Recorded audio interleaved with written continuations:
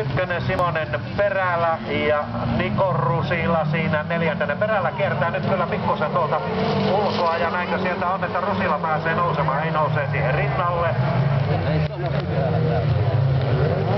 Tiukka on taistelu.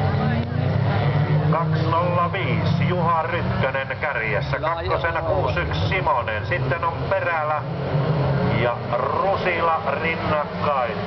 Ja polvollaan taistelee hienosti Janne Vitikko siellä viidentenä. Ja sijoista 3 ja 4, tässä sanotaan 2, 3 ja 4, siellä on kyllä sitten taistelu.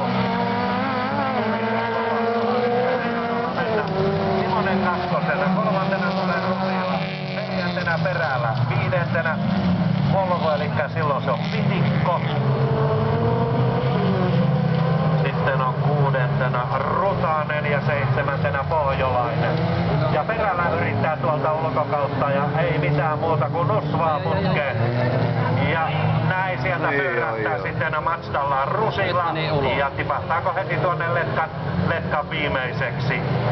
Juha Rytkönen kärjessä, kakkosena tulee Simonen, kolmantena perällä Vitikko neljäntenä. Korjaa Viitikko on tuo sukunimi ja näin lähdetään sitten viimeiselle kierrokselle. Juha Rytkönen ja Simonen kakkosena, kolmantena edelleen Juha perällä, neljäntenä tulee Janne Viitikko.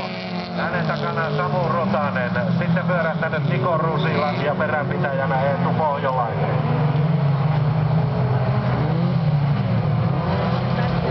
Ja näin perällä nousee ahdistelemaan siinä Simosta ja Simosella menee leveäksi. Ja näin pääsee Juha perällä nousemaan kakkoseksi. Kärjessä Juha Rytkönen. Sitten on perällä Simonen, Viitikko, Rutanen, Rusila. Ja sitten nouseeko Pohjolainen? Ei pysty, Pohjolainen edelleen tuolla 7. siellä.